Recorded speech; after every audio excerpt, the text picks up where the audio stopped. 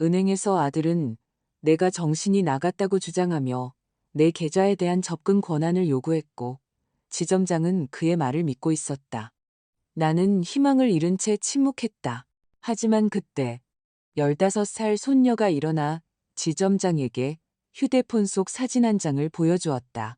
안녕하세요. 제 이야기를 들어주시는 소중한 구독자 여러분.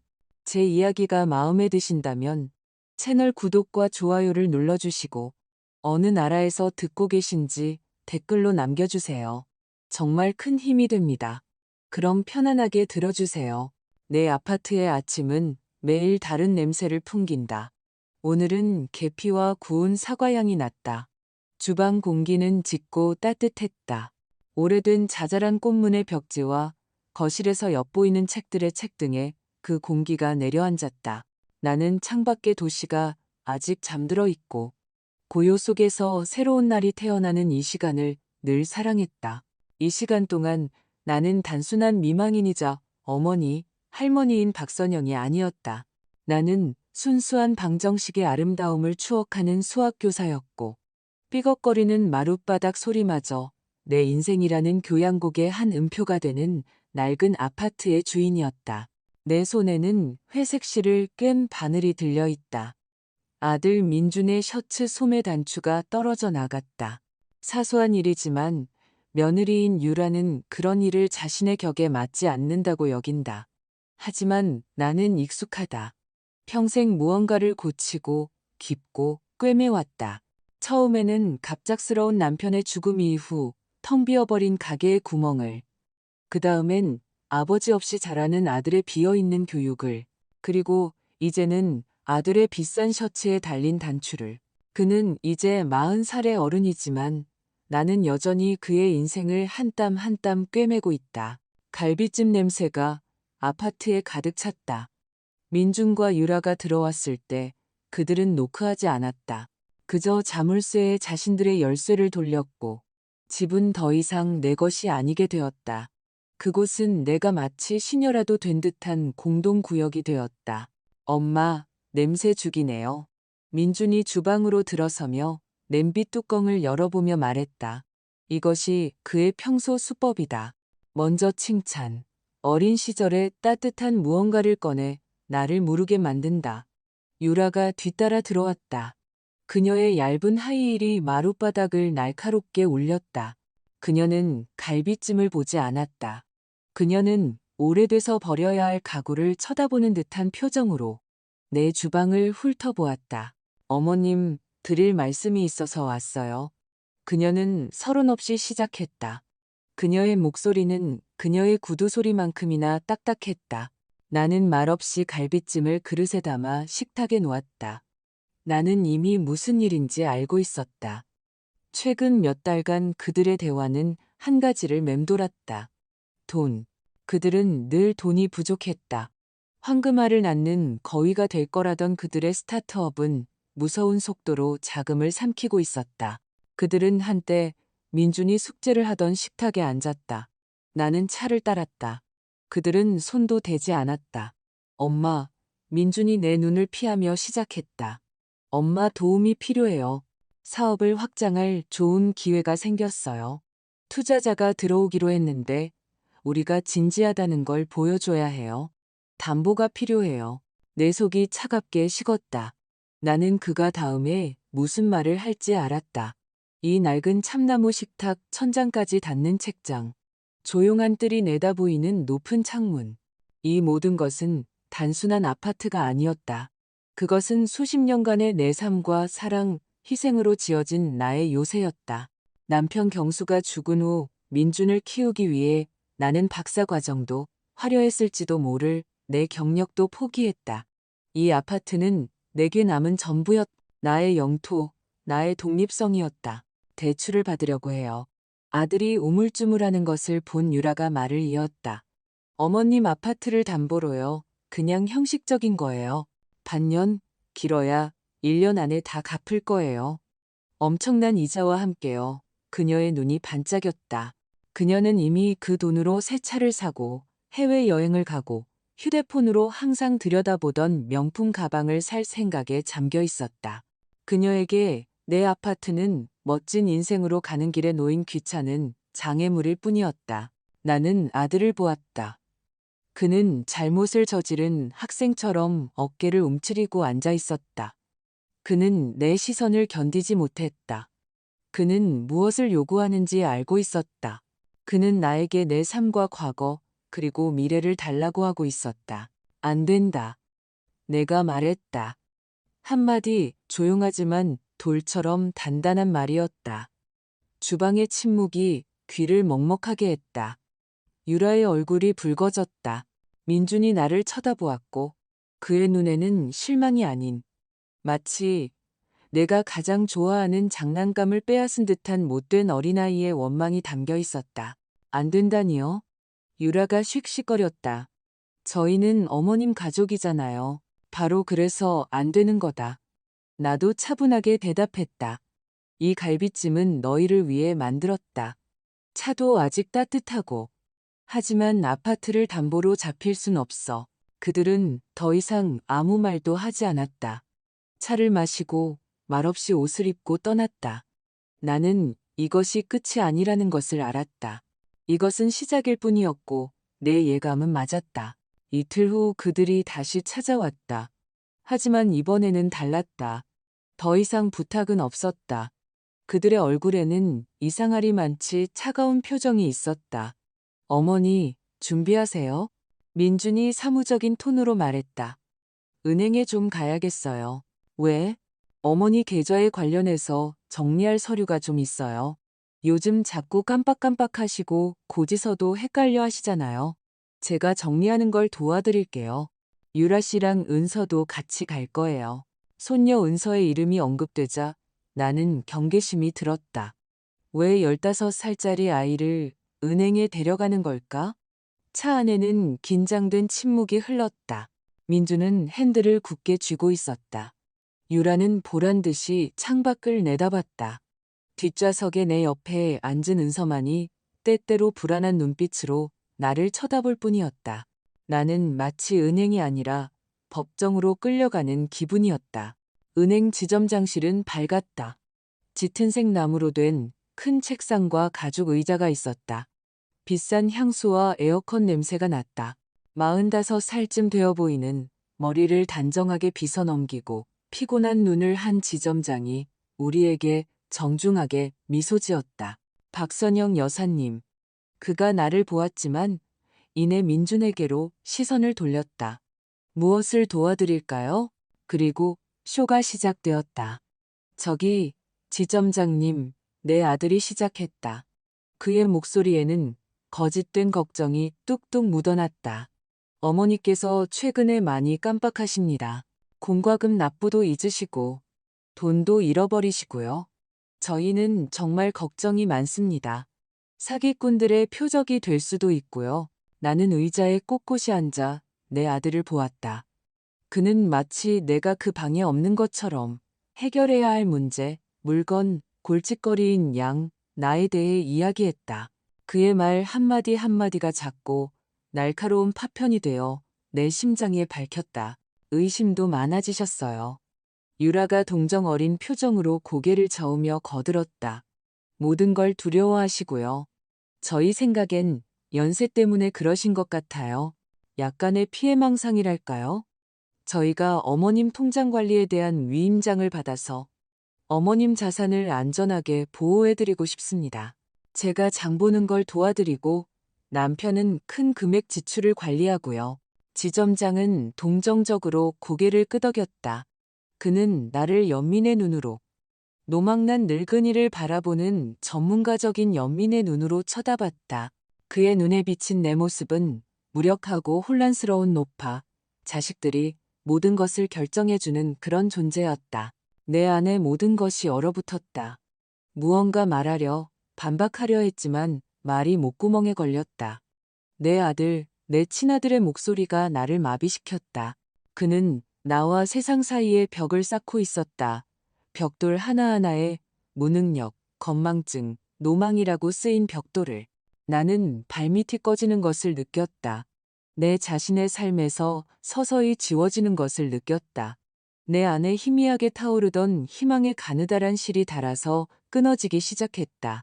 지점장은 이미 어떤 서류 양식을 꺼내들었다. 그는 그들을 믿었다.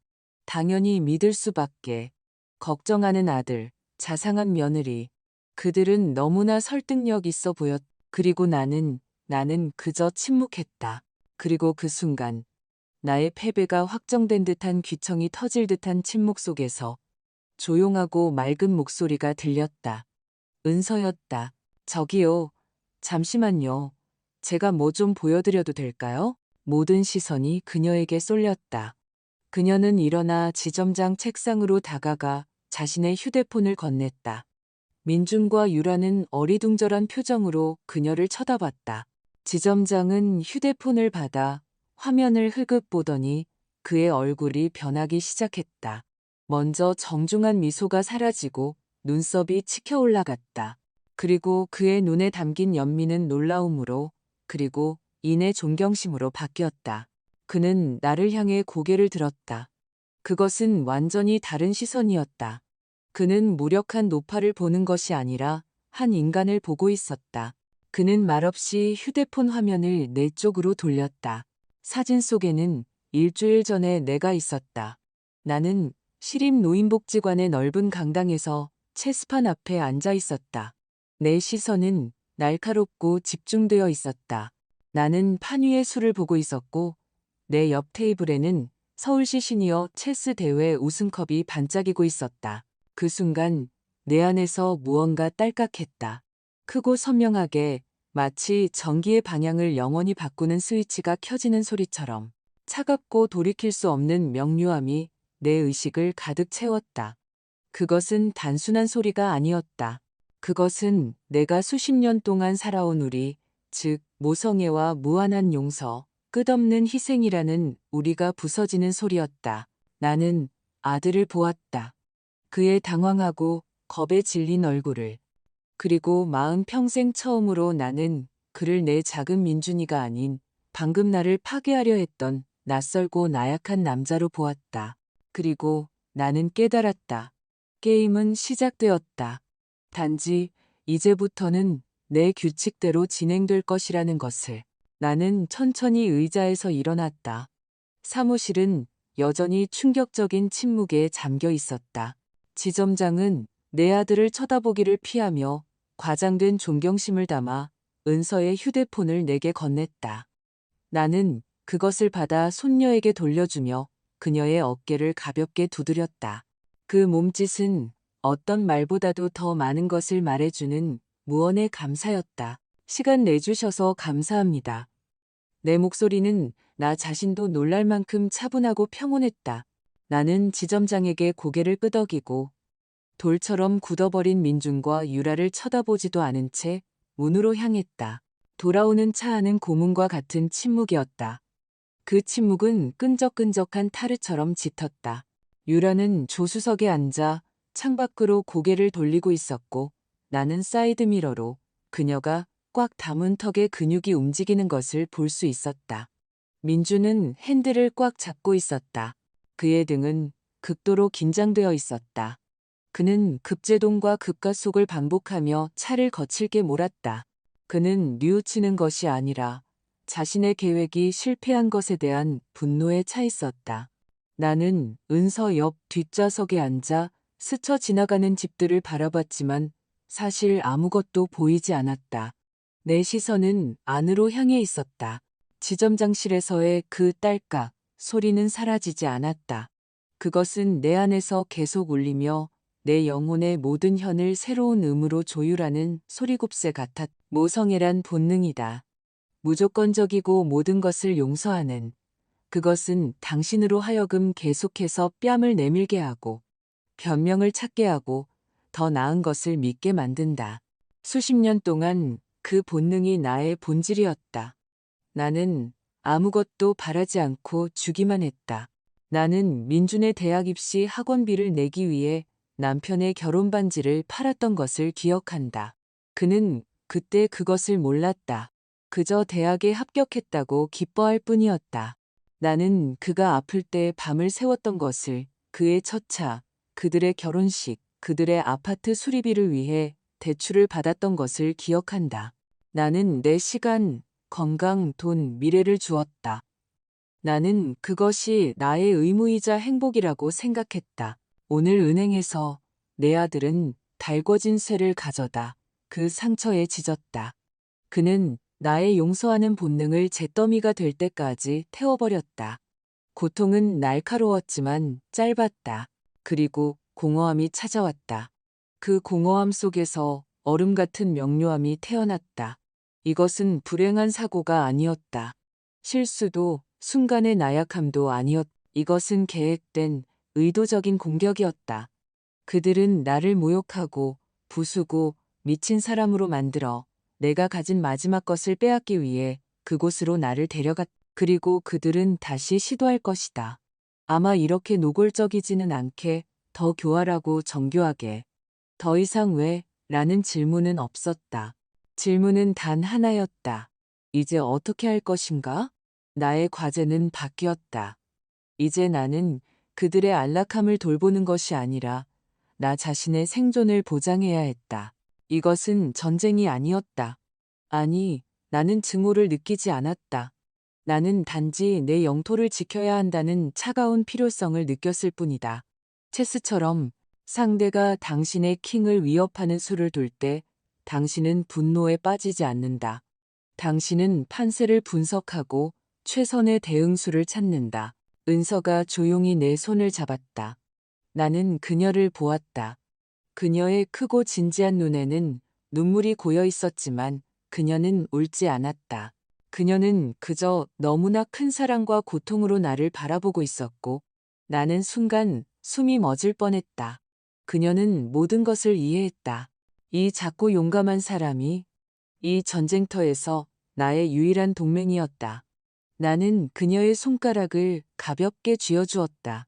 집에 도착했을 때 민중과 유라는 차에서 내려 한마디 말도 없이 아파트 입구로 빠르게 걸어갔다. 그들은 마치 내가 피해야 할 전염병의 근원인 것처럼 내 쪽은 쳐다보지도 않았다. 아파트 안의 침묵은 더욱 짙어졌다. 그들은 곧장 자신들의 방으로 들어가 문을 굳게 닫았다. 나는 거실로 들어갔다. 모든 것이 제자리에 있었다. 책장의 책들, 액자 속의 낡은 사진들, 창가에 놓인 아끼는 안락의자. 하지만 나는 이 모든 것을 다른 눈으로 보고 있었다. 이것은 더 이상 단순한 내 아파트가 아니었다. 이것은 체스판 위의 내 기물들이었다. 나의 룩, 나의 비숍, 나의 퀸, 그리고 나는 그들이 이 모든 것을 판에서 쓸어버리도록 내버려둘 생각이 없었다. 그날 밤 나는 꿈도 꾸지 않고 깊이 잠들었다. 몇 달 만에 처음이었다. 나는 여느 때처럼 동이 틀 무렵 일찍 일어났다. 하지만 아침은 달랐다. 공기는 더 맑게 느껴졌고 빛은 더 밝았다. 나는 커피를 내렸고 그 쓰고 지난 향기는 새로운 삶의 한 모금 같았다. 결심은 저절로 섰다. 수학 공식처럼 단순하고 명확했다. 나는 평소처럼 운동을 하는 대신 옷장을 열고 옷을 입기 시작했다. 실내 가운도 늘 입던 스웨터도 아니었다. 나는 체스 대회에 나갈 때 입던 짙은 초콜릿색의 가장 좋은 정장을 꺼냈다. 좋은 구두와 가방도 찾았다. 나는 현관의 낡은 거울에 비친 내 모습을 보았다. 그 안에는 박선영 여사도 엄마도 할머니도 없었다. 중요한 회의에 가는 분석적인 사고를 가진 여성 박선영이 서 있었다. 민중과 유라가 아직 자고 있을 때 나는 집을 나섰다. 아침의 서늘함이 상쾌했다. 나는 늘 가던 버스 정류장으로 가지 않았다. 나는 다른 방향으로 세 블록을 걸어 중앙대로로 향했다. 그곳에는 어제 나를 데려갔던 본점이 아닌 내 은행의 다른 지점이 있었다. 더 작고 조용하며 더 무게감이 있는 곳이었다. 안에서는 향수 냄새 대신 종이와 신뢰의 냄새가 났다. 나는 안내 데스크로 다가갔다. 안녕하세요. 나는 젊은 여직원에게 말했다. 박선영이라고 합니다. 자산관리 전문 상담사와 상담하고 싶습니다. 예약하셨나요? 그녀가 정중하게 물었다. 아니요. 하지만 제 문제는 미룰 수 없는 일입니다. 상속 계획과 제 자산의 전반적인 안전성 검토에 관한 것입니다. 나는 이 말을 차분하고 자신감 있게 했다. 상속이라는 단어는 즉각적인 효과를 발휘했다. 5분 후 나는 작고 아늑한 상담실로 안내받았다. 책상에는 짧은 머리에 똑똑하고 통찰력 있는 눈을 가진 50대 여성이 앉아 있었다. 이수진 팀장입니다. 그녀는 자신을 소개하며 내 손을 굳게 잡았다. 말씀하세요. 박선영 고객님. 나는 그녀 맞은편 의자에 앉았다. 이수진 팀장님, 제 모든 계좌, 예금, 자산에 대한 전면적인 점검을 하고 싶습니다. 나는 시작했다. 최근의 미래에 대해 제가 가진 모든 것을 어떻게 제대로 관리할지에 대해 많이 생각하고 있습니다. 모든 것이 완벽하게 정리되어 있는지, 숨겨진 위험이나 취약점은 없는지, 제 재정이 안전한지, 절대적으로 안전한지 확인하고 싶습니다. 나는 물러서지 않았다. 나는 나의 방어선을 구축하고 있었다. 돌 하나하나를 쌓아 올렸다. 나는 내 병력을 전장에서 빼는 것이 아니라 성벽을 쌓고 있었다. 이수진 팀장은 안경 너머로 나를 보았고 그녀의 시선에는 어제 내가 봤던 그런 거만한 연민이 한 방울도 없었다.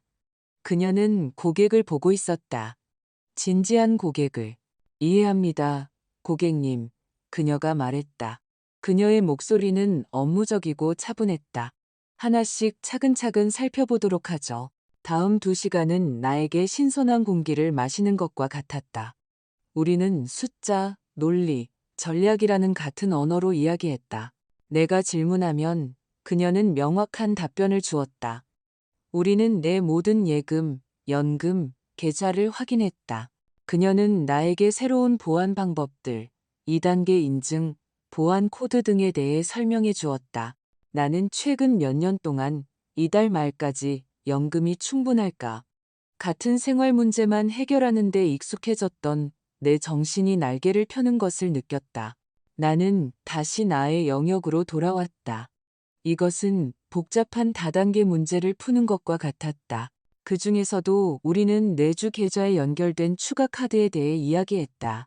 한때 내가 가벼운 마음으로 유라에게 주었던 바로 그 카드였다. 얘야, 부담 갖지 말고 식료품도 사고 은서를 위해서나 집을 위해서 필요한 것도 사렴.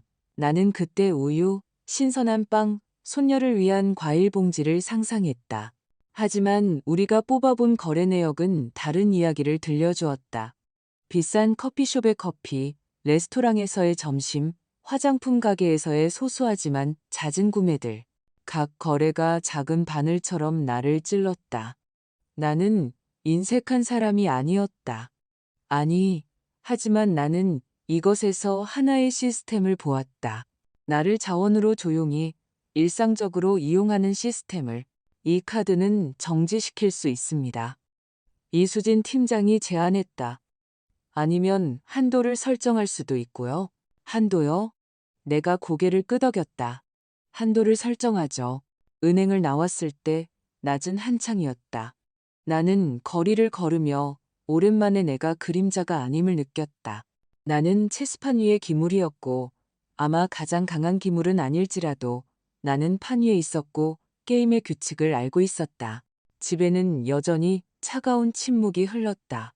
그들은 나와 마주치지 않으려 애썼다. 일찍 나가고 늦게 들어왔다.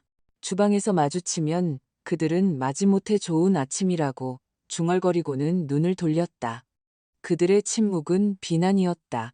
그들은 내가 사과하고 뉘우치고 은행에서의 굴욕적인 불복종에 대해 용서를 구하기를 기다렸다. 그들은 모성 본능이 이겨서 내가 다시 순종적이고 유순하고 죄책감을 느끼는 존재가 되기를 기다렸다. 하지만 그들은 헛되이 기다렸다. 나는 내 삶을 살았다. 나는 책을 많이 읽었고 몇 년 동안 건드리지 않았던 체스 문제를 풀었다. 나는 다락방에서 오래된 대학 시절 정수론 강의 노트를 꺼냈다. 잊혀진 공식들, 우아한 증명들. 그것은 오랜 친구를 만나는 것 같았다. 나는 오랫동안 잠자고 있던 내 정신이 깨어나고 더 날카롭고 명료해지는 것을 느꼈다. 그렇게 며칠이 지났고 금요일 저녁에 천둥이 쳤다. 나는 안락 의자에 앉아 고대 로마 역사책을 읽고 있었다. 침묵은 분노에 차돌아가는 열쇠 소리에 깨졌. 문이 벌컥 열렸다.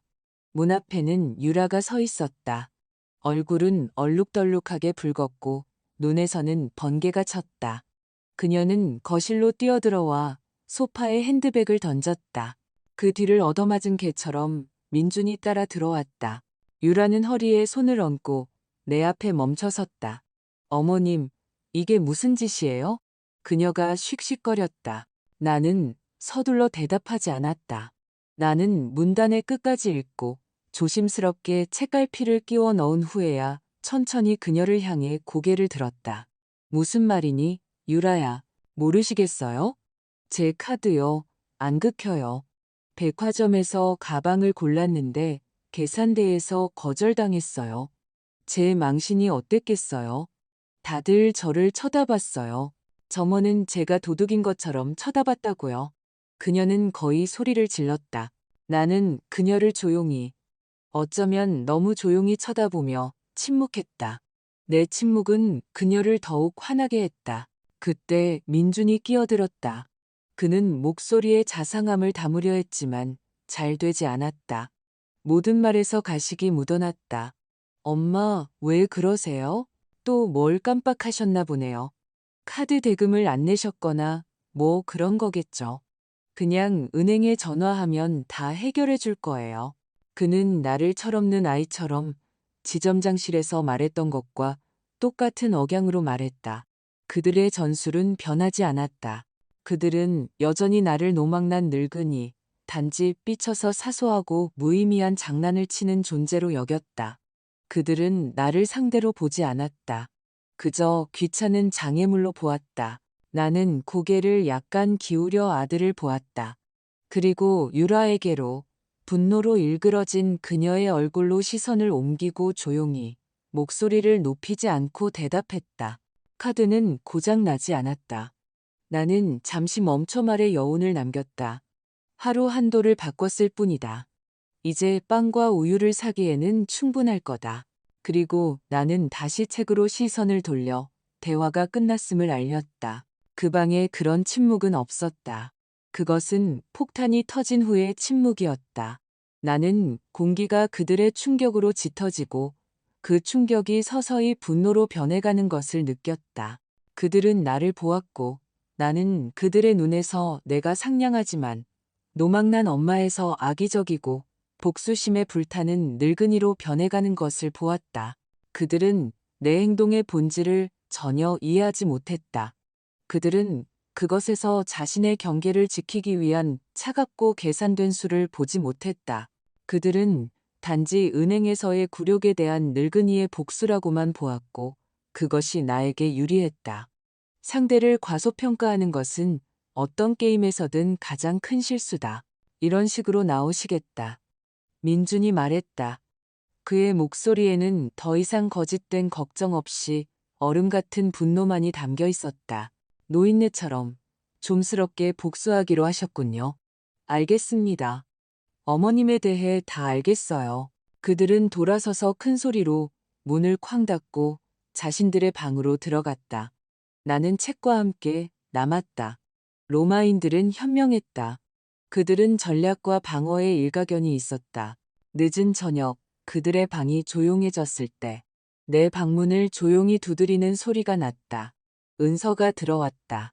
그녀는 잠옷차림이었고 걱정스러워 보였다. 할머니, 주무세요? 아니란다, 아가. 들어오렴.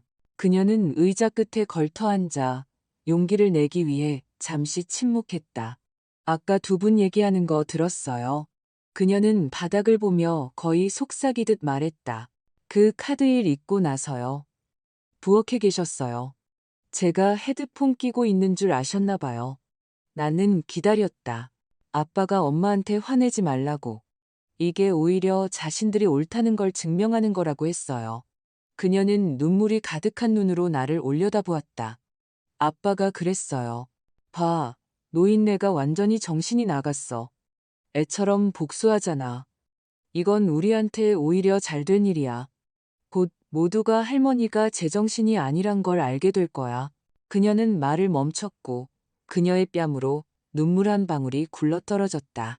나는 손을 뻗어 그것을 닦아주었다. 그리고 두 분 다 웃었어요. 그녀가 속삭였다.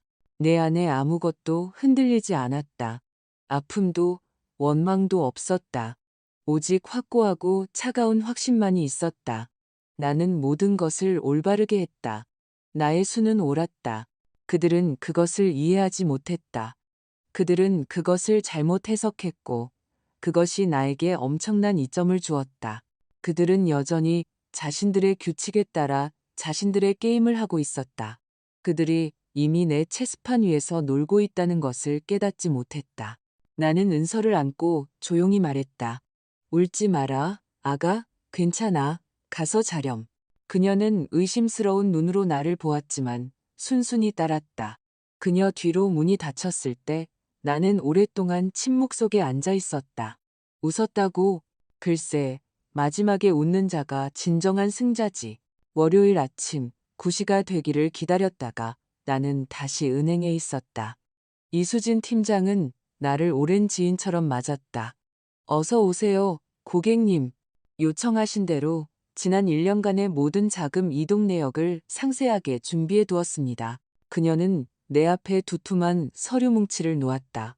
나는 안경을 쓰고 페이지를 한 장 한 장 꼼꼼히 살피기 시작했다.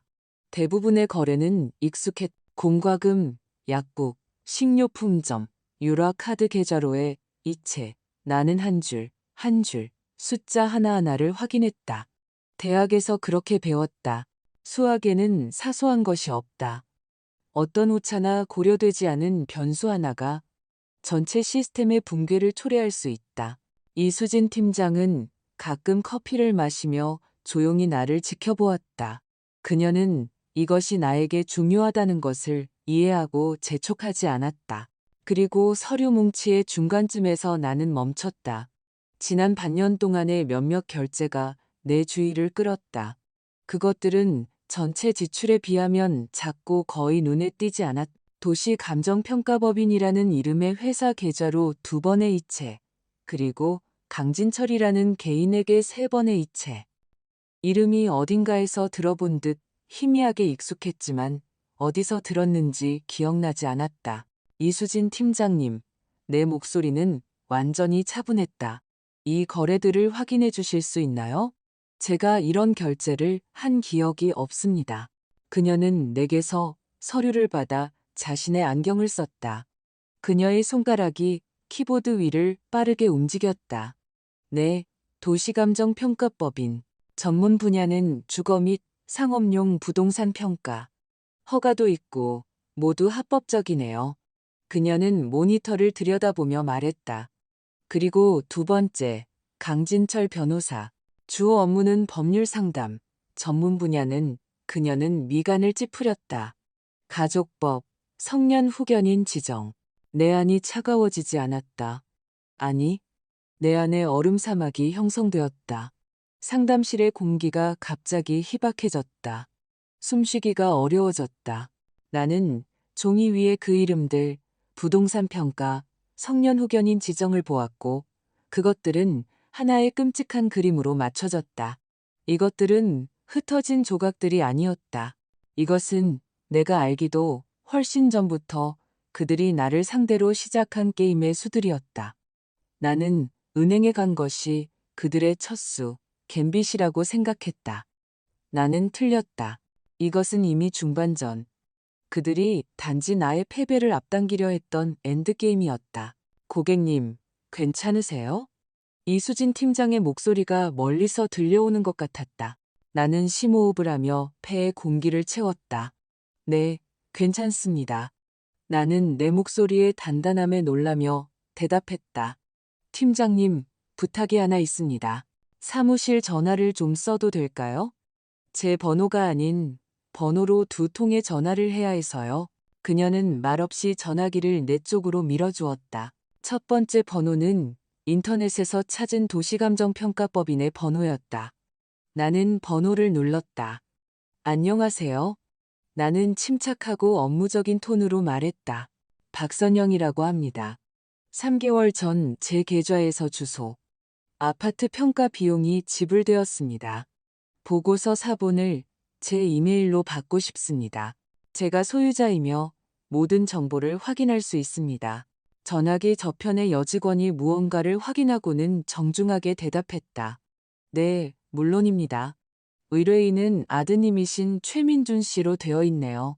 보고서는 그분 이메일로 발송되었습니다. 잠시만요. 고객님께도 보내드리겠습니다. 나는 어제 막 만든 이메일 주소를 불러주고 짧게 감사 인사를 하고 전화를 끊었다. 내 손은 떨리지 않았다. 나는 복잡한 수술을 앞둔 외과 의사처럼 완전히 침착했다. 두 번째 전화는 더 어려웠다. 나는 강진철 변호사의 웹사이트를 찾았다. 사진 속에는 교활하고 눈알을 굴리는 자만심에 찬 미소를 띤 남자가 있었다. 나는 그의 번호를 눌렀다. 강 변호사님, 안녕하세요. 나는 시작했다. 내 목소리는 달라졌다. 나는 노인의 떨리는 음색과 약간의 혼란스러움을 섞었다. 나는 연기를 하고 있었다. 제 이름은 김영이라고 합니다. 최민준 씨가 추천해 주셨어요. 그분이 변호사님이 자기 어머니 일로 상담할 때 큰 도움이 되었다고 하더군요. 전화기 저편에서 잠시 침묵이 흘렀다. 최민준 씨요? 그가 경계하며 되물었다. 네, 네, 아주 유쾌한 청년이더군요. 어머니가 계신데 아시잖아요. 머리가 좀 안 좋으시다고. 아들이 어머니를 정말 걱정하더라고요. 변호사님이 인지기능 저하를 근거로 후견인 지정을 받는 절차를 다 설명해 주셨다고 하던데요. 저도 아버지 때문에 비슷한 상황이라. 아, 네, 네, 기억납니다. 강 변호사의 목소리가 즉시 따뜻해졌다. 그는 고객을 알아보고 돈 냄새를 맡았다. 아주 복잡하지만 전망 있는 사건이었죠. 거기서는 올바른 서류, 진단서 같은 걸 모아서 당사자가 자신의 행동을 책임질 수 없다는 걸 증명하는 게 중요합니다. 최민준 씨와는 마침 전략을 짜고 있었죠. 나는 더 들을 필요가 없었다. 듣고 싶은 것은 다 들었다. 감사합니다. 다시 전화드리겠습니다. 나는 평소의 목소리로 말하고 전화를 끊었다. 나는 의자에 앉아 한 곳을 응시했다. 상담실은 조용했다. 이수진 팀장은 침묵했다. 그녀는 모든 것을 이해했다. 그녀는 동정심으로 나를 보았지만 그녀의 시선에는 감탄도 섞여 있었다. 자, 이것이 전체 그림이었다. 체스판 위에 펼쳐진 내 상대의 모든 전략. 그들은 단지 내 계좌에 접근하고 싶었던 것이 아니었다. 그들은 모든 것을 빼앗고 싶었다. 내 집, 내 자유, 내 인격까지. 그들은 내 삶이 평방미터당 얼마의 가치가 있는지 알기 위해 감정평가사를 고용했다. 그들은 나를 합법적으로 지워버리고 모든 것을 대신 결정할 수 있는 무능력자로 만드는 방법을 알기 위해 변호사와 상담했다. 은행에서의 장면은 시작이 아니었다. 그것은 그들의 몇 달에 걸친 계획의 절정이었다. 그들은 그것이 자신들의 승리, 체크메이트가 될 것이라고 생각했다. 하지만 무언가 잘못되었다. 작고 예측 불가능한 변수, 사진을 든 내 손녀가 개입했다. 내가 방어선을 구축하려 했던 그 모든 불안정한 기반이 발밑에서 사라졌다. 하지만 나는 쓰러지지 않았다. 나는 내가 바위 위에 서 있다는 것을 발견했다. 내가 너무 가혹했나, 대화를 시도해봐야 했나 하는 마지막 한 방울의 의심마저 이 알무로 인해 완전히 타서 사라졌다. 이것은 다른 차원의 배신이었다. 단순히 돈을 원하는 것이 아니었다. 그것은 나를 없애버리려는 차갑고 계산된 욕망이었다. 자산으로서 청산하고 정리하려는. 나는 이수진 팀장을 보았다. 저기요, 내가 조용히 물었다. 좋은 변호사 한 분 추천해 주실 수 있나요? 강진철 같은 사람 말고요. 진짜 변호사요. 이수진 팀장은 잠시 나를 보더니 단호하게 고개를 끄덕였다. 그녀는 명함집을 꺼내 카드 하나를 건네주었다. 윤지의 변호사입니다. 제게서 소개받았다고 말씀하세요. 가사 및 재산 분쟁 분야에서 신의 최고입니다. 냉정하지만 공정하죠. 나는 그 직사각형 종이 조각을 받았다. 그것은 방패처럼 무겁고 단단했다. 은행을 나와 나는 집으로 가지 않았다. 나는 명함에 적힌 주소로 직행했다. 윤지의 변호사의 법률사무소는 내 아파트에서 2블록 떨어진 오래된 건물에 있었다. 세상은 좁았다. 아니면 이것은 어떤 징조였을지도 모른다. 윤지의 변호사는 나와 비슷한 나이의 여성으로 단정한 쪽머리를 한 희끗희끗한 머리와 믿을 수 없을 만큼 맑고 똑똑한 눈을 가지고 있었다. 그녀는 내 말을 끊지 않고 들어주었다. 나는 감정 없이 마치 수학 문제의 조건을 읽는 것처럼 사실을 담담하게 설명했다. 은행 방문, 사진, 손녀의 대화, 거래 내역, 감정평가사와 변호사에게 건 전화까지. 내 이야기가 끝났을 때 그녀는 잠시 동안 펜으로 노트를 두드리며 침묵했다. 박선영 여사님, 그녀가 마침내 말했다. 그녀의 목소리에는 동정이 없었다. 상황에 대한 전문적인 평가가 있었다. 체스를 두시는군요. 그렇죠? 딱 보면 알겠습니다.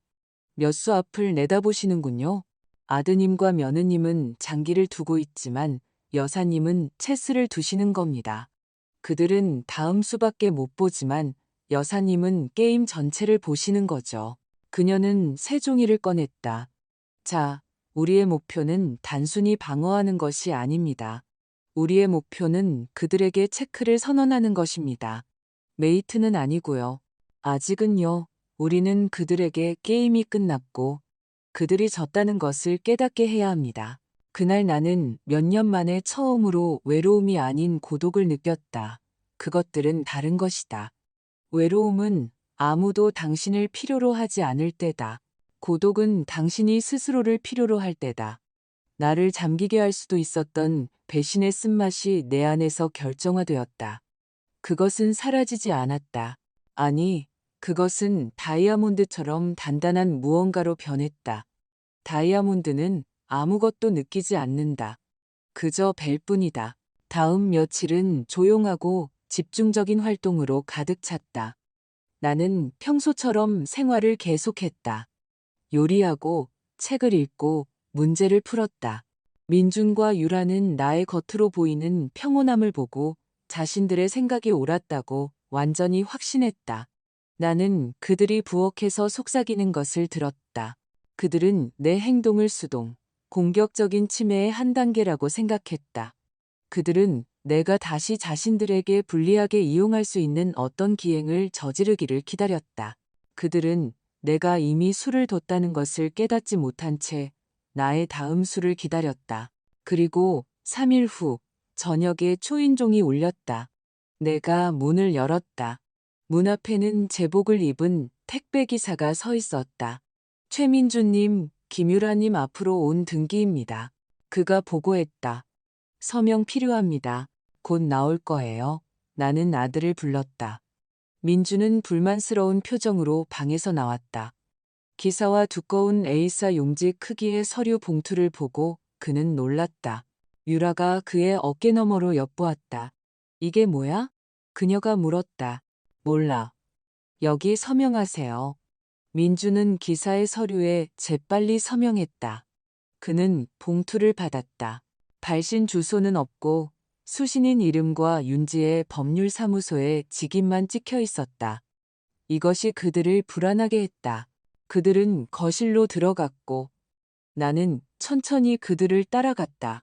나는 앉지 않고 문가에 서서 지켜보았다. 민주는 조급하게 봉투를 찢었다. 유라가 그의 어깨너머로 들여다보았다. 그는 스테이플러로 고정된 서류 뭉치를 꺼냈다. 첫 장에는 굵은 글씨로 신뢰관계 종료 및 요구사항에 대한 공식 통지라고 인쇄되어 있었다. 나는 내 아들의 얼굴이 변하는 것을 보았다. 그는 첫 페이지를 눈으로 훑었다. 그의 거만한 미소가 서서히 사라지기 시작했다. 그는 페이지를 넘겼고 또 한 장을 넘겼다. 그의 숨이 가빠지고 불규칙해졌다. 유라가 그에게서 서류를 빼앗았다. 탐욕스럽게 글줄을 훑는 그녀의 눈이 공포로 커졌다. 그것은 애원하는 편지도 상처받은 늙은이의 불평도 아니었다. 그것은 차갑고 무자비한 법률 문서였다. 거기에는 조항별로 나의 요구사항이 기술되어 있었다. 첫째, 내 계좌, 카드 및 금융자산에 대한 모든 위임장과 접근 권한의 즉각적인 무효화. 둘째, 그들의 지속적인 거주가 내 사유재산권 침해로 간주되므로 24시간 이내에 내 아파트 열쇠를 반환할 것을 요구. 셋째, 나의 서면 동의 없이는 의료 및 법률 전문가와의 상담을 포함하되 이에 국한되지 않는 나의 행위 능력을 제한하려는 모든 행위에 대한 공식적인 금지. 하지만 그들을 충격에 빠뜨린 것은 이것이 아니었다.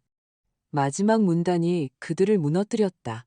그것은 건조한 공문서체로 쓰여 있었지만 그 안의 모든 단어는 치명적인 정확성으로 무장되어 있었다. 상기 요구사항의 근거는 소유주에게 알려진 다음과 같은 사실의 기인함, 즉 금년 5월 12일자로 상기 아파트의 시장 가치 감정을 위해 도시감정평가법인에 지불된 서비스 비용, 그리고 허위의 인지장애를 근거로 한 박선영 씨에 대한 후견인 지적 문제와 관련하여 강진철 변호사와 진행한 수차례의 상담 비용이 본인 계좌에서 지불되었음. 나는 그들이 사태의 끔찍함을 깨닫는 순간을 보았다. 그것은 마치 방에서 모든 공기가 빠져나간 것처럼 거의 물리적으로 느껴졌다. 그들의 모든 거만함, 나의 정신 이상에 대한 모든 확신, 그들의 모든 오만함이 한순간에 증발했다. 그들에게서 모든 껍데기가 벗겨졌다. 남은 것은 벌거벗은 동물적인 공포, 패닉뿐이었다. 그들은 서류를 보고, 나를 보고, 다시 서류를 보았다. 그들은 자신의 눈을 믿을 수 없었다. 그들이 그렇게 쉽게 정리하려 했던 건망증 많고 산만하고 의심 많은 늙은이가 단순히 반격한 것이 아니었다. 그녀는 정확하고 계산되고 압도적인 일격을 가했다. 그녀는 알고 있었다. 모든 것을, 모든 날짜, 모든 금액, 그들의 모든 비밀스러운 움직임을, 거짓과 나의 나약함에 대한 확신 위에 세워진 그들의 세계가 무너졌다. 그들은 나를 보았고 나는 그들의 눈에서 마침내 내가 몇 년 동안 보지 못했던 것을 보았다. 그들은 어머니도 자원도 문제도 보지 않았다. 그들은 상대를 보았고 그 상대가 방금 자신들에게 체크를 선언했다는 것을 깨달았다. 그리고 다음 수는 없을지도 모른다는 것을. 정신을 차린 것은 민준이 먼저였다. 서류가 그의 힘 빠진 손가락에서 떨어져 마룻바닥에 흩어졌다. 그는 내게 한 걸음 다가왔다. 그의 얼굴은 공포와 절망이 뒤섞인 표정으로 일그러졌다. 엄마, 그가 시작했다. 그의 목소리에는 내가 어린 시절부터 알던 그 음색이 섞여 있었다. 범죄 현장에서 잡힌 변덕스러운 아이의 음색. 엄마, 이건 엄마가 생각하는 그런 게 아니에요. 이건 다 오해라고요. 오해? 유라가 메아리처럼 되받았다. 그녀의 목소리는 유리의 쇠를 긁는 소리처럼 높고 날카로웠다. 그녀는 민준을 밀치고 앞으로 나섰다. 자상한 며느리의 가면은 찢겨졌고 그 아래에는 탐욕스럽고 사악한 얼굴이 있었다. 무슨 오해? 다 어머님 때문이에요. 어머님의 그 노인성 편집증 때문에 모든 걸 뒤집어 놓으신 거라고요. 저희는 잘해보려고 한 거예요. 어머님을 걱정해서. 그들은 내 서재, 나의 성역, 내가 항상 안전하다고 느꼈던 장소로 쳐들어왔다. 그들은 이 경계마저 침범했다. 나는 말없이 내 낡은 안락의자로 가서 앉았다. 나는 두려움을 느끼지 않았다. 나는 관찰자였다. 나는 그들 스스로가 만든 태풍이 이제 내 주위에서 어떻게 휘몰아치는지 지켜보았다. 엄마, 내 말 좀 들어봐요. 민준이 내 앞에 무릎을 꿇고 내 눈을 들여다보려 애썼다. 그 변호사 사기꾼이에요. 우리를 속였어요. 감정평가사도 마찬가지고요. 그들이 우리를 부추겼어요. 우리는 그냥 알아보려고, 그냥 엄마 자산, 이 아파트를 어떻게 지킬지 이해하려고 한 거예요. 혹시 엄마한테 무슨 일이라도 생기면 우리가 뭘 해야 할지 모르니까요. 그냥 예방 조치였어요. 가스라이팅. 얼마나 정확하고 차가운 단어인가. 나로 하여금 나 자신의 현실을 의심하게 만들려는 시도. 검은 것을 흰 것으로 보이게 하려는. 나는 무릎 꿇고 있는 40살 아들을 보며 차가운 거리감 외에는 아무것도 느끼지 못했다. 나는 그가 10살 때 비싼 화병을 깨고 고양이에게 죄를 뒤집어 씌우려 할 때도 똑같이 무릎을 꿇었던 것을 기억했다. 아무것도 변하지 않았다. 지킨다고요? 유라가 끼어들었다. 그녀는 우리에 갇힌 호랑이처럼 서재를 왔다 갔다 했다. 무슨 보호 타령이에요? 우리가 어머님을 끌고 가고 있잖아요. 우리가 어머님한테 우리 인생, 우리 시간을 쓰고 있다고요. 그런데 어머님은 옥좌에 앉은 여왕처럼 이 아파트에 앉아서 외아들을 돕기 위해 손가락 하나 까딱 안 하시잖아요. 정상적인 엄마라면 마지막 남은 것까지 다 줬을 거예요. 비난, 고전적인 수법. 모든 것을 뒤집어 희생자를 가해자로 만드는 것. 나는 그녀의 말을 들으며 내가 얼마나 여러 번 이런 비난을 말없이 삼켰는지 생각했다. 내가 단지 존재한다는 이유로, 이 평방미터를 차지하고 있다는 이유로, 이 공기를 마시고 있다는 이유로 얼마나 여러 번 죄책감을 느꼈는지. 하지만 오늘은 아니었다. 그들은 서로 말을 끊으며 이야기했다. 민주는 동정심, 추억, 모성애에 호소하려 했다. 그는 아버지 없이 보낸 힘든 어린 시절, 항상 얼마나 힘들었는지 노력했지만 아무것도 되지 않았다고 말했다. 그는 항상 그의 주요 자원이었던 그 모든 것을 용서하는 사랑을 나에게서 이끌어내려 했다. 반대로 유라는 독을 뿜어냈다. 그녀는 나를 이기심, 무정함, 남편에게 창업 자금을 주지 않아 그의 인생을 망쳤다고 비난했다. 그녀는 내가 그들을 결코 사랑하지 않았고 오직 나 자신과 내 책들만 생각했다고 소리쳤다.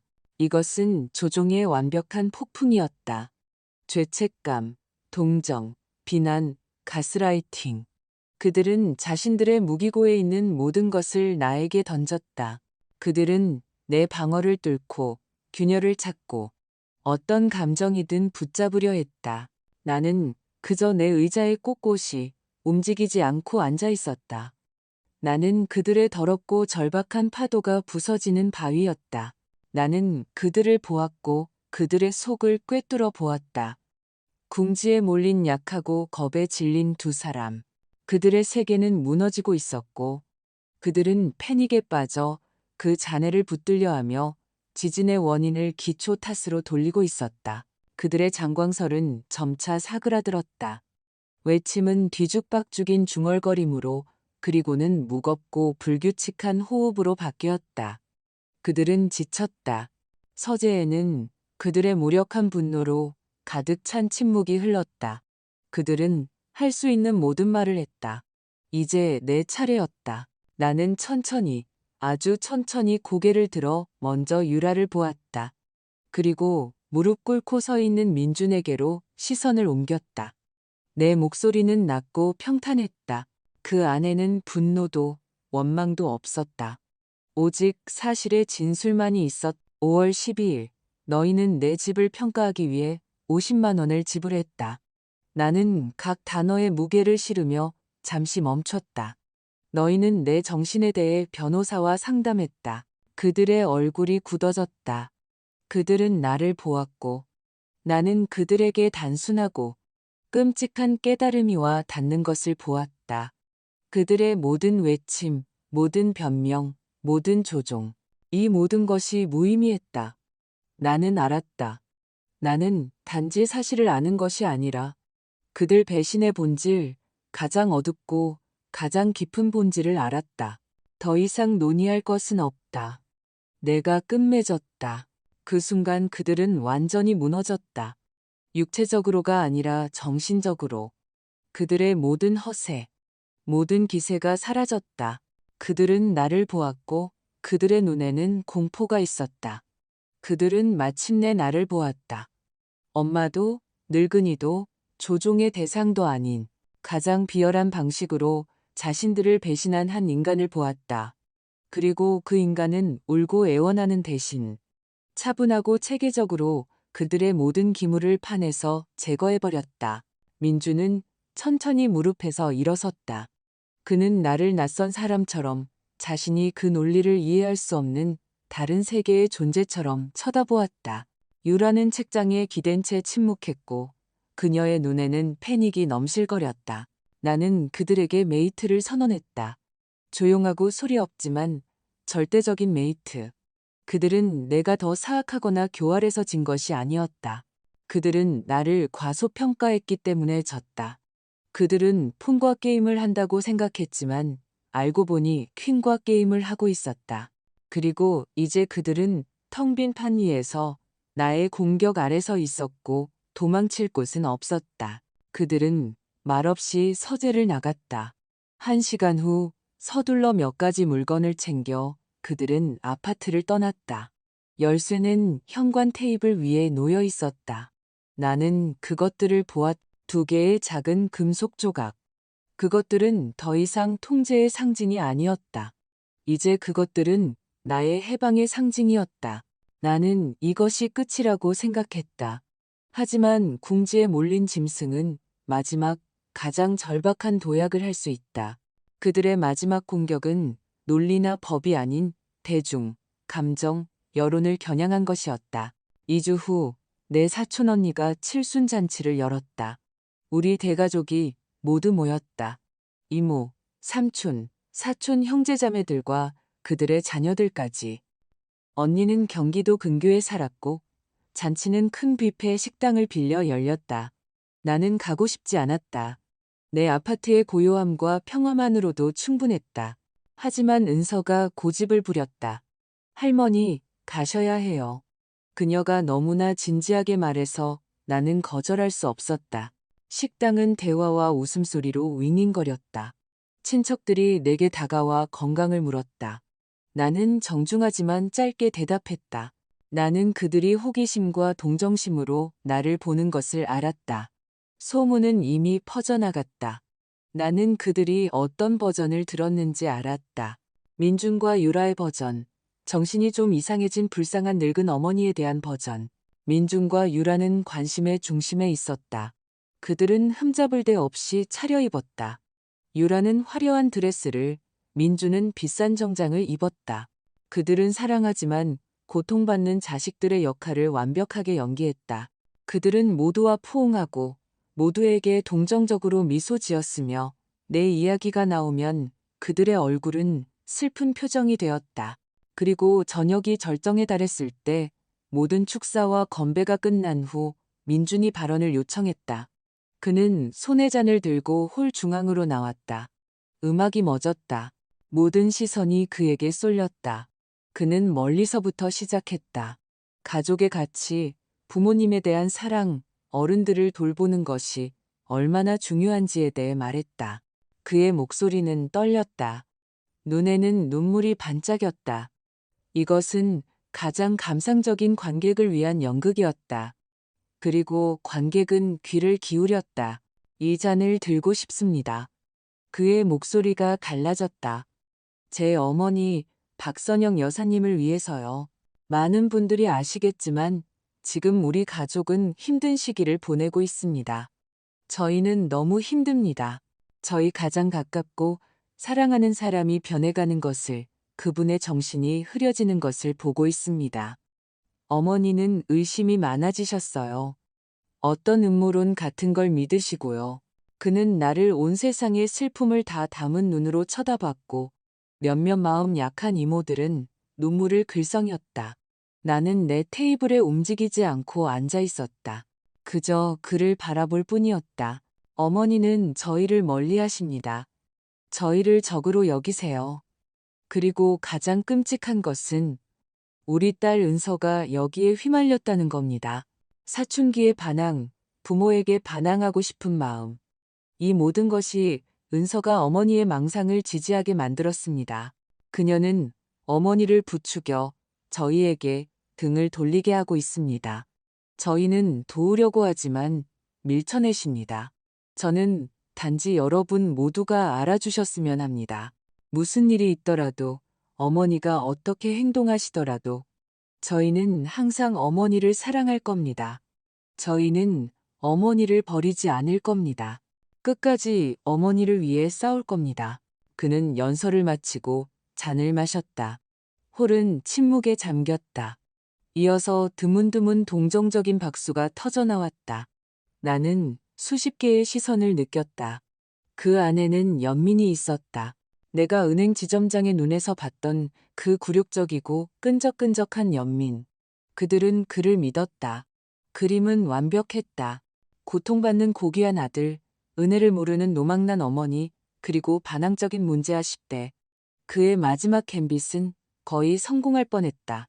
그는 나를 고립시키고 온 가족 앞에서 미친 사람으로 만들어 내 이후의 모든 행동이 병의 증상으로 인식되게 하려 했다.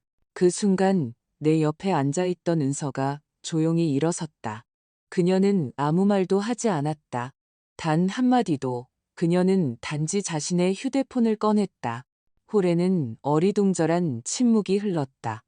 모두가 휴대폰을 손에 든 채 홀 중앙에 서 있는 15살 소녀를 쳐다보았다. 그리고 테이블 위의 휴대폰들이 조용히 진동하기 시작했다. 하나씩 하나씩 카카오톡 알림음이 들렸다. 맞은편에 앉아있던 사촌 오빠가 놀라 자신의 스마트폰을 보았다. 옆에 앉아있던 이모가 안경을 썼다. 홀에는 어리둥절한 속삭임이 퍼졌다. 은서는 모든 사람이 전송된 파일을 열 때까지 태연하게 기다렸다. 그리고 그녀는 그저 자기 자리에 앉아 내 손을 잡았다. 나는 얼굴들이 어떻게 변하는지 보았다. 그들의 연민과 동정이 먼저 어리둥절함으로, 그 다음엔 충격으로, 그리고는 차갑고 경멸적인 분노로 바뀌는 것을. 그들의 휴대폰 화면에는 두 개의 이미지가 있었다. 첫 번째는 도시감정평가법인의 청구서 스캔본으로 내 아파트 주소와 5월 12일 잔날짜, 그리고 금액이 명확하게 적혀 있었다. 두 번째 이미지는 그 평범함 때문에 더욱 끔찍했다. 그것은 카카오톡 대화 캡처 화면이었다. 발신자는 아빠, 수신자는 엄마. 유라의 첫 메시지. 어머님이 대출 서류에 서명 거부하셨어. 이제 어떻게? 그리고 내 아들 민준의 답장. 어떤 총알보다도 빠르게 그의 평판을 죽여버린 그 문장. 은행에서 체스 어쩌고 한 건 실패야. 변호사 말이 이제 의사 진단서가 필요하대. 그건 내가 작업해 볼게. 홀에는 죽음 같은 침묵이 흘렀다. 아무도 더 이상 나를 동정의 눈으로 보지 않았다. 모든 시선이 달궈진 바늘처럼 민준과 유라에게 꽂혔다. 그들은 자신들의 테이블에 앉아 종이장처럼 하얘져 있었다. 연극은 끝났다.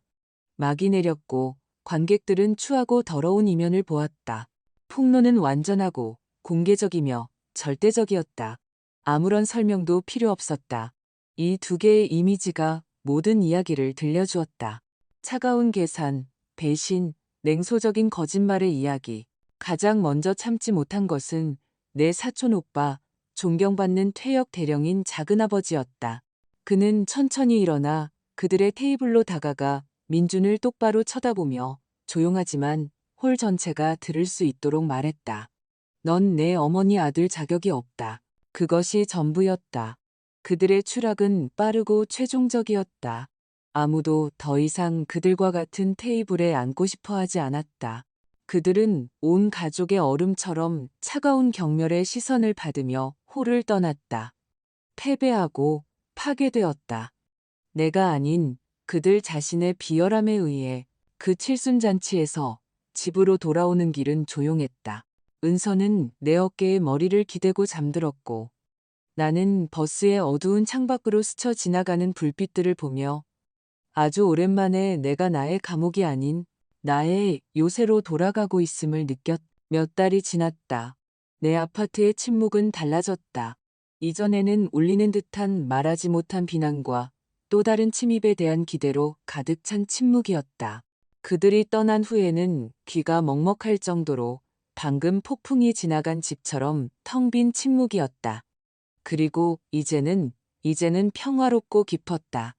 그것은 나와 함께 숨 쉬었. 이것은 고독의 침묵이 아니라 평온으로 가득 찬 고독의 침묵이었다. 나는 거의 아무것도 옮기지 않고 이곳의 모든 것을 바꾸었다. 단지 그것들의 용도를 바꾸었을 뿐이다. 수십 년 동안 가족 식사를 위해 사용되었던 큰 참나무 식탁은 희생의 재단에서 지적 전투의 장으로 변했다. 나의 과거, 이루지 못한 삶의 먼지 쌓인 증거들을 보관하던 낡은 책장들은 미래의 챔피언들을 위한 도서관이 되었다. 공기마저 변했다. 의무감으로 굽던 파이 냄새 대신 이제는 오래된 나무와 책종이 그리고 내가 큰 도자기 주전자에 우리던 민트차의 은은한 향기가 떠다녔다. 오늘 거실은 시끄러웠지만 그것은 올바른 소음이었다. 다음 수를 고민하는 7살 소년의 집중된 숨소리, 체스 시계의 조용한 딸깍 소리, 조바심 내는 따은 머리 소녀가 꼼지락거리는 의자에 삐걱거리는 소리. 은서가 초심자 중 한 명에게 스페니쉬 오프닝이 무엇인지 속삭이며 설명하는 소리. 나는 창가에 놓인 내 안락의자에 앉아 방 전체를 볼 수 있었다. 테이블 위에는 4개의 체스판이 놓여 있었다. 8개의 어린 머리들이 흑백의 판 위로 숙여져 있었다. 이것은 박선영 유소년 체스클럽, 나의 클럽의 첫 모임이었다. 아이디어는 즉흥적으로 떠올랐다. 그 사건 이후 체스계의 오랜 지인들이 지지를 표하기 위해 나를 찾아오기 시작했다. 그중 한 명인 지역 체육관 코치가 가장 어린 아이들을 가르칠 공간이 부족하다고 불평했다. 그리고 나는 갑자기 깨달았다. 높은 천장과 넓은 방을 가진 이 아파트는 내 과거의 무덤이 되어서는 안 된다. 미래를 위한 인큐베이터가 되어야 한다. 은서는 내 아이디어를 열광적으로 지지했다. 그녀는 직접 우리가 지역 도서관과 바로 그 체육관에 붙일 안내문을 디자인했다. 그녀는 내가 테이블을 배치하고 기물을 닦는 것을 도왔다. 그녀는 가장 어린 아이들을 맡아 내가 한때 그녀에게 보여주었던 기초를 참을성 있게 설명해 주었다. 나는 손녀를 보았다. 그녀는 테이블 사이를 오가며 아이들의 어깨 너머로 들여다보고 조용히 무언가를 알려주고 미소 지었다. 그녀에게는 민준이 말했던 그런 사춘기의 모남이나 반항심이 한 방울도 없었다. 그녀에게는 오직 맑은 마음을 가진 사람에게만 주어지는 지혜와 힘이 있었다. 그녀는 나의 유일하지만 가장 믿음직한 동맹이었다. 그녀는 나를 구한 것이 아니었다. 아니, 그녀는 단지 내가 들어가기 두려워했던 문을 보여주고 나에게 열쇠를 주었을 뿐이다. 오랫동안 고민하던 소년이 마침내 수를 두어 비숍을 움직였다. 그의 상대인 그 따은 머리 소년은 즉시 자신의 나이트를 잡고 승리의 외침과 함께 체크라고 외치며 필요한 칸에 놓았다. 소년은 분해서 거의 울 것 같은 표정으로 미간을 찌푸렸다. 나는 의자에서 일어나 그들의 테이블로 다가갔다. 어디 한번 보자. 내가 조용히 말했다. 절망적인 상황처럼 보이는구나. 그렇지, 민수야. 하지만 생각해보자. 때로는 가장 강한 수는 공격이 아니라 조용한 방어란다. 봐, 네가 킹을 이쪽으로 옮기면 나는 기물을 움직이지 않았다. 단지 손가락으로 가리켰을 뿐이다. 소년이 보았고 그의 눈이 커졌다. 그는 보았다. 그는 함정에서 빠져나갈 구멍, 출구를 보았다. 그의 얼굴에는 단순한 기쁨이 아닌 깨달음이 떠올랐다. 그것은 내가 최근 몇 년 동안 본 것 중 가장 아름다운 것이었다. 다른 사람의 정신 속에서 질서가 태어나는 순간, 혼돈이 전략으로 변하는 순간, 나는 내 의자로 돌아왔다. 햇빛이 마룻바닥에, 아이들의 정수리에, 조각된 나무 기물들 위에 떨어지고 있었다. 그 빛 속에서 나는 내 모든 삶을 보았다. 다른 사람의 안락함을 유지하는데 허비된 수십 년. 복잡한 방정식을 풀기 위해 만들어진 내 분석적인 정신이 셔츠를 꿰매고 가계부를 계산하는데 얽매여야 했던 세월. 나는 다른 사람의 게임에서 그들이 보기에 더 가치 있는 기물을 구하기 위해 끊임없이 희생되던 기물이었다. 나는 그것이 사랑이고 그것이 의무라고 생각하며 나 자신, 내 꿈, 내 시간을 계속해서 내주었다. 하지만 나는 후회하지 않았다. 그 모든 결정, 모든 희생, 모든 삼켜버린 비난. 이 모든 것이 여정의 일부였다. 나를 이곳, 이 의자, 체스 기물의 조용한 딸깍 소리로 가득 찬 이 햇살 가득한 방으로 이끈 여정. 아마도 진정으로 자유를 소중히 여기는 법을 배우려면 먼저 노예의 잔을 바닥까지 마셔야 하는지도 모른다. 나는 은서를 보았다. 그녀는 내 시선을 알아채고 미소 지었다. 이것은 우리의 조용한 공동의 승리였다. 나는 내 아들과 며느리가 어떻게 될지 몰랐다. 그들이 도시를 떠났다는 소문이 들려왔다. 나는 상관없었다. 내 모성애는 죽지 않았다. 아니, 단지 변형되었을 뿐이다. 그것은 더 이상 맹목적이고 모든 것을 용서하지 않았다. 그것은 눈을 뜨고 요구하게 되었다. 그리고 이제 그 모든 것은 이 소녀와 체스판 위로 몸을 숙인 이 아이들의 것이었다. 내 입가에 가볍고 진정한 미소가 떠올랐다. 억지 미소도 예의상의 미소도 아닌 영혼 가장 깊은 곳에서 우러나오는 미소. 몇 년 동안 나는 다른 누군가를 위해 게임을 해왔다. 이제 모든 수는 나의 것이었다. 박선영 여사님의 이야기는 이렇게 끝이 났습니다. 조용한 힘, 뒤늦은 깨달음, 그리고 때때로 자신의 자유를 위해 치러야 하는 그 엄청난 대가에 대한 이야기입니다. 가장 가까운 사람이 가장 위험한 적이 될 수 있으며 사랑과 자기 희생의 게임이 생존을 위한 전쟁으로 변할 때를 제때 알아차리는 것이 얼마나 중요한지에 대한 이야기입니다. 많은 분들이 박선영 씨가 너무 냉정하게 행동했고 배신의 차가운 복수로 답했다고 말할지도 모릅니다. 다른 분들은 그것이 자신과 자신의 집, 그리고 존엄성을 지키기 위한 유일한 방법이었다고 반박할 것입니다. 여러분은 어떻게 생각하시나요? 주인공은 올바르게 행동했을까요? 여러분에게 있어 파괴할 수 있는 모든 것을 용서하는 것과 잔인해 보일 수 있는 정의 사이에 그 미묘한 경계는 어디에 있나요? 그녀가 아들에게 또 다른 기회를 주고 대화하고 용서하려 했어야 할까요? 아니면 그녀의 차갑고 계산적인 전략이 주어진 상황에서 유일하게 올바른 해결책이었을까요? 저희는 여러분의 의견이 정말 궁금합니다. 여러분이라면 그녀의 입장에서 어떻게 행동했을지 댓글로 남겨주세요.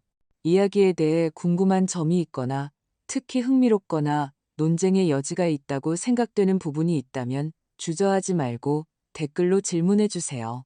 저희는 여러분이 쓰시는 모든 글을 즐겁게 읽고 있습니다. 그리고 물론 이 이야기가 여러분의 마음에 와 닿았다면 저희 채널을 응원해주세요. 이 영상에 좋아요를 눌러주시고 아직 구독하지 않으셨다면 구독해주시고 여러분의 생각을 공유해주세요. 여러분의 지지는 저희의 작업에 대한 최고의 보상이자 새로운 이야기를 만드는 가장 큰 영감입니다. 모든 일이 잘 되시기를 바랍니다.